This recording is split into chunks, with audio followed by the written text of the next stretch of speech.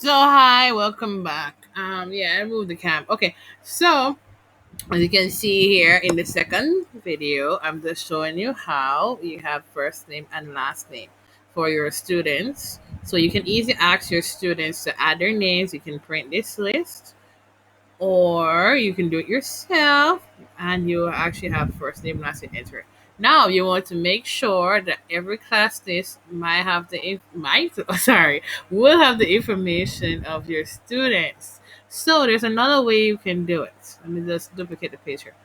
Okay, so let me make sure I have two pages. Cool. So we have one page. Let's just say you have about one, two, three, four, five, six, seven. Usually you're supposed to leave enough space so the person can write the amount of the last name. Okay, let me rephrase that.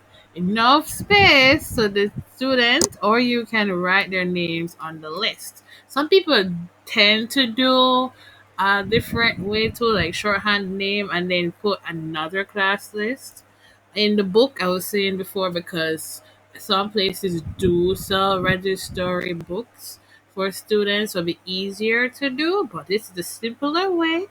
You can add and create a class list for you or the person that you're working with or any list at all. It doesn't have to be a class list. You can always change the name too by clicking the space because remember this is Canva and you can say work schedule.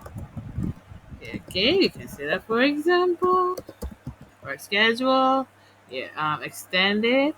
All right, to make sure it fits in the same area where the title would be, and then you can change it and say first name, last name, and you can also change the background by clicking the back of the actual square, or you can hit the background itself and change the colors by pressing the square.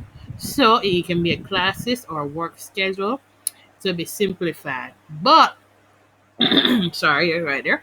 If you want to actually create more lines or more space, you would have to extend it because this is only from the actual landscape. As you can see the name here. Oh, I don't have a landscape, but it's I had selected beforehand the landscape feature. It's supposed to be an A4 by landscape format.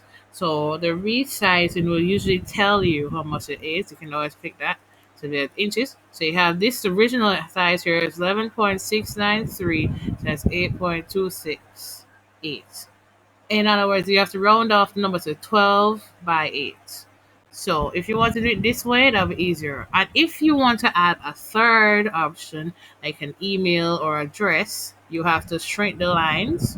But since I did it in group format, I will have to redo this all over again. So that's the thing too as well. So I'm just showing you how easy it is to make a list. Now I'm going to go further into how to make a list with bullet points.